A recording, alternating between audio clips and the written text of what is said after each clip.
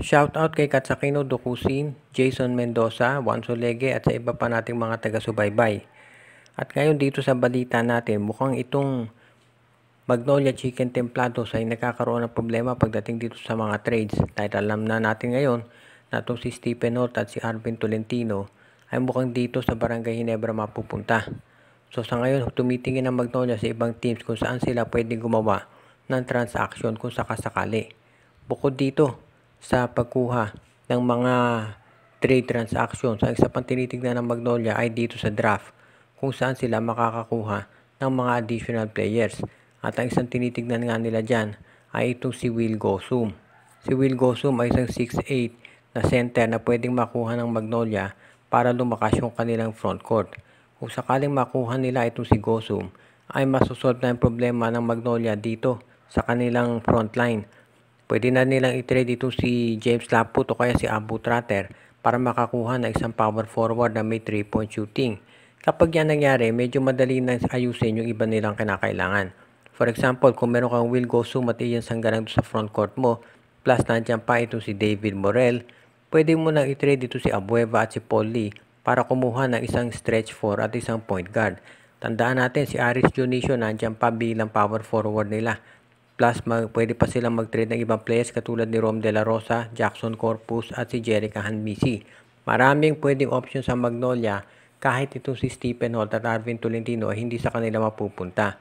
Dahil pwede nilang i-trade yung mga nabanggit nating players para doon sa first round pick ng Terra Firma at makuha nila si Will Gosum. Kaya sa tingin ko magandang addition ito para dito sa Magnolia Chicken Templados yung pagkuha ng isang big man katulad ni Will Gosum dahil syempre alam natin kung ano magiging resulta niyan. Tulong dito kay Ian Sanggalang. Tapos na ang PBA trade deadline pero yan ay para lamang dito sa mga teams na naglalaro pa sa playoffs ngayon. Yung mga eliminated katulad ng TNT at Blackwater pwede na yan mag-usap at mag-conduct ng mga transactions. At kung ikaw ang TNT, napapanahon na para gumawa ka talaga ng trade dito sa Blackwater. Nakita na natin na hindi maganda naging performance ng katropa at totoo nagkaroon ng injury si Brandon Rosser. Pero hindi naman masyadong naging malaking factor itong si Rosser dito sa paglalaro at sistema ni Coach Joe Reyes. Kaya kinakailangan talaga na mas maganda ang mapapakita nila next season. Alam natin na may injury pa si Poy Eram at si Rosser nga hindi maglalaro buong next season. At ito si Mikey Williams mukhang wala na talaga. Kaya sa ngayon ang tingin ko dapat gawin ng TNT, kausapin na itong Blackwater bossing. At kunin na nila itong si Reynam Batak at si Christian David. Kapag nakuha nila yan, magkakaroon ng additional na stretch 4 itong TNT tutulong kay Calvin Oftana. Ito si David. Ngayon naman ito si Reynam Batak, isang proven scorer yan. Yan ang papalit dito sa spot ni Mikey Williams. Sa tingin ko magiging sapat na yan so far at hintayin na lang nila yung pagbalik ni Poy Eram.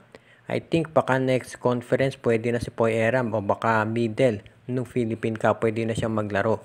Kaya sa tingin ko magiging maganda yan para dito sa TNT Tropang Giga. Kung sakaling bumalik na si Eram at makuha nila si Batak at David, sa tingin ko magiging mas competitive na itong TNT kumpara dito sa lagay ng sitwasyon nila ngayon.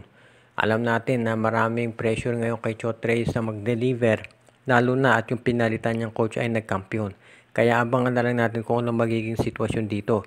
Pero sa ngayon ang maliwanag, itong TNT ay kinakailangan na pagbabago sa lineup nila at magagawa nila yan kung sakasakali na makipag-trade na talaga sila dito sa Blackwater bossing at magpalakas ng kanilang lineup.